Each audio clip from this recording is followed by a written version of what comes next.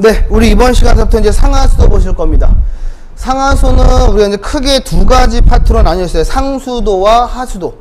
여러분들이 상수도가 어떤 건지 알고 하수도가 어떤 건지 알아야 되는데, 상수도는 뭡니까? 우리가 쓰는 물을, 이용하는 물을 상수도라고 그러는 거고, 하수는 우리가 버리는 물을 하수도라고 그러는 거죠. 쓰고 난 물. 그쵸? 네, 그걸 먼저 알고 계시고요. 상수도 보세요. 상수도 기본 계획 보시면, 상수도 기본 계획 수립할 때 고려해야 될 사항. 이게 상수도 설계 기준에 가장 먼저 나와 있는 내용입니다. 수량적인 안정성 확보, 수질적인 안정성 확보, 수량이라든가 수질이 안정해야 된다 이런 말이고요. 그 다음에 적정한 수압이 확보돼야 된다. 그 다음에 지진 등의 비상대책이라든가 시설 개량과 갱신, 환경대책, 기타적인 걸 갖다가 다 고려해서 우리가 이제 상수도 기본 계획을 수립해야 된다. 뭐 이런 말이니까 이건 일반적인 얘기니까 그냥 넘어가도 될 것 같고요.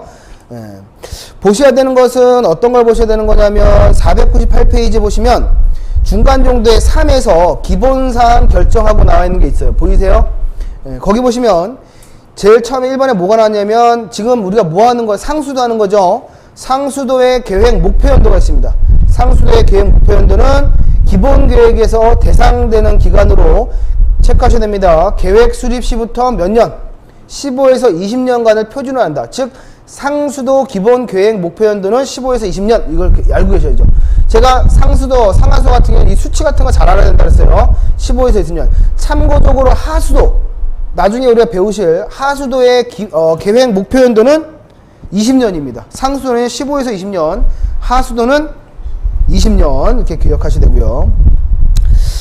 그 다음에 3번, 동그라미 3번 보겠습니다. 계획 급수 인구. 계획 급수 인구는 계획 급수 구역 내에 인구의 계획 급수 보급률을 갖다가 곱해서 결정한다. 다시 한번.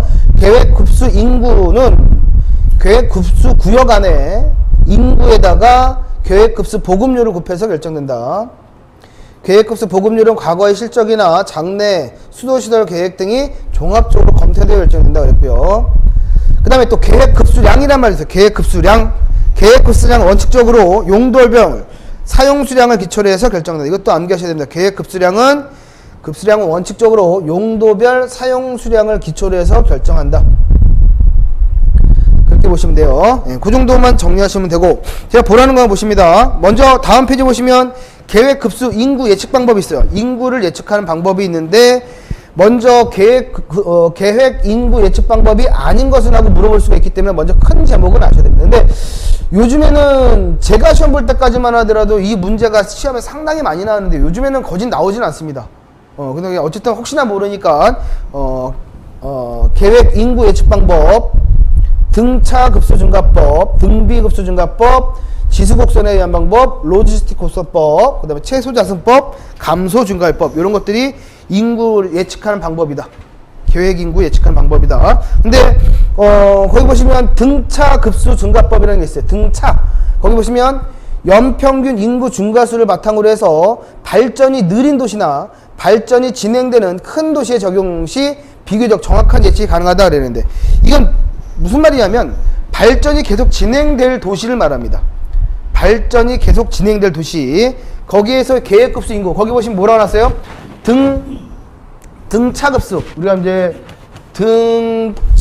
등차급수에 의해서 이익인구 예측하는 방법은 PN이라고 나왔는데, 이 PN은 뭐야? N년 후에, 어떤 N년 후에 인구수를 말하는 거고요. 그 다음에 P0는 지금 현재 인구수를 말합니다. 현재 인구수. 그 다음에 더하기 여기다가 N에다가, N은 계획년이죠. 몇 년. 내가 10년 후에 인구를 예측하겠다 그러면 이게 10이 되는 거죠. 그 다음에 곱하기 뭐가 돼? 알파가 돼요. 알파는 뭘 의미하는 거야? 알파는 연간 평균 인구 증가 수예요. 수. 인구 증가. 연간 평균적으로 몇 명이 인구 증가하느냐. 인구 증가 수를 말하는 거예요. 인구 증가 수. 인원을 말하는 거죠. 인원. 그래서 일반적으로 예전에 물어볼 때 어떤 거 잘 물어보는 거냐면, 여기서 인구 증가수 알파를 나타내는 식으로 올바른 것은 하고 물어본 적이 있었죠. 알파를 나타내는 식. 어떻게 될까? 이게 Pn-P0분의 뭐가 돼? N이 되는 거지. 맞나요? 이렇게 나타내는 보시면 되고요. 그래서 여러분들 이제 체크해 놓으실 게 뭐냐면, 아까 등차급수 증가법에서는 발전이 계속 진행될 도시에 적용되는 시기다. 그 다음에 인구 n년 후에 인구수를 갖다가 여러분들 아셔야 되고, 거기서 인구 증가 수 구하는 식을 여러분 참고해 놓으셔야 되고요. 그 다음에 등비급수 증가법. 등비급수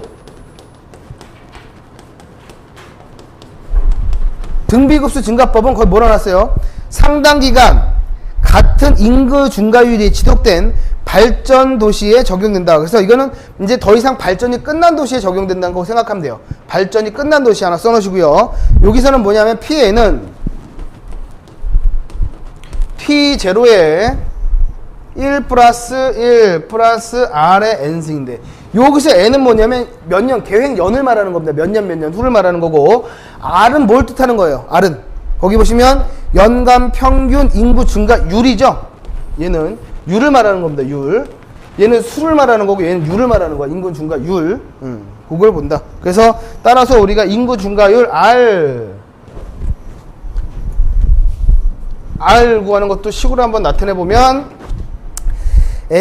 Pn 나누기 P0에 1 나누기 N승의 마이너스 1. 이런 식이 되려나?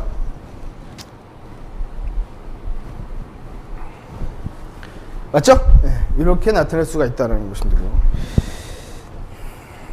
그 다음에 뭐 나머지는 그냥 됐어요. 그 다음에 혹시나 모르니까 4번에 보시면 로지스틱 곡선법이라고 나와 있는 게 있거든요. 로지스틱 곡선법.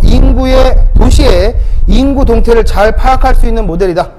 예, 그래서 거기 P에는 S 나누기 1 플러스 2에 A 마이너스 B의 N의 승으로 들어가는 거죠. 거기서 여러분들 S가 가리키는 뭔지 한번 써보세요. S가 가리키는 것은 무한년 후에 포화 인구수를 말합니다.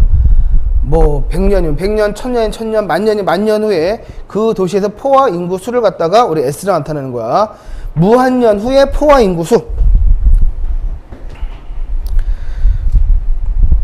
그렇게 정리하시면 됩니다. 그러니까 지금 어쨌든 한번 이렇게 짚고 넘어가는 봤는데, 지금 이 앞부분에서는 나올 만한 게 아까 우리 498페이지 기본사항 결정에 해당되는 내용이 나올 확률이 상당히 높은 부분이고요. 나머지는 또 참고 정도만 하시면 될 것 같아요. 그 다음에 500페이지 넘어가 보겠습니다. 500페이지는 계획급수량이라고 나와 있는 부분 보이시죠? 예, 요것도 여러분들이 어떤 걸 보셔야 되는 거냐면, 여러분들 2번, 가로 2번 보세요. 가로 2번 보시면, 계획 1일 최대 급수량은 취수, 도수, 정수, 송수 설비의 설계 기준이 된다. 계획 1일 최대 급수량은 어떤 처리 시설, 이런 처리 시설에서의 기준이 되는 게 계획 1일 최대 급수량. 양을 보통 기준하는 거고요. 그 다음에 관 있죠, 관. 그러니까 처리관, 어떤 처리, 관에서의 기준이 되는 것은 계획 계획 시간 최대 급수량이죠. 계획 1일 최대 급수량이 아니라, 우리가 매설할 때 관을 매설하잖아요. 여기에 관에 우리가 기준이 되는 것은 시간 최대 급수량이 돼야 되고요. 그쵸? 처리 시설일 때는 이게 이제 시간 최대인지 시간 평균인지 뭐 1평균인지 뭐 이렇게 나오거든요. 이게 헷갈려서 그러는 거야. 이게 헷갈려서. 그래서 어떤 걸 보셔야 되는 거냐면, 거기 가로 3번 보세요. 그 다음에 3번. 아까 가로 2번 받고 가로 3번. 사용수량의 종류하고 나와 있는데요. 거기 보시면 1번에 1일 1시간 평균 급수량은 1일 평균 급수량에다가 24를 나누면 1시간이죠. 하루가 24시간이니까 그렇게 되는데, 거기 보시면 또 1일 최대 급수량은 1일 평균 급수량의 1.5배가 됩니다. 1일 최대 급수량은 평균 급수량의 1.5배. 그 다음에 시간 최대 급수량 뭐 나왔고요. 4번에 뭐냐면 1 최소 급수량 나왔죠. 그러니까 요것도 여러분들 이렇게 보시면 아세요. 이렇게 보시면 다 헷갈려요. 그래서 1일 평균 급수량을 1일 평균 급수량 만약에 100으로 봅니다. 1일 평균 급수량 100으로 보면, 그 다음에 또 뭐가 있죠? 최대 평균. 이게 1일 평균, 최대 평균. 최대 평균은 우리가 얼마? 125로 봅니다. 최대 평균은 125.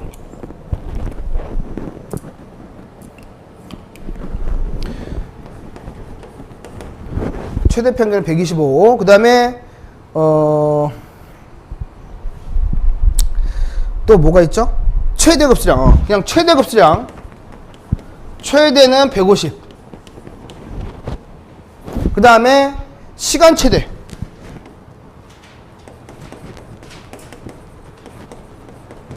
얘는 가장 225? 맞아요. 225. 그 다음에 1일 최소는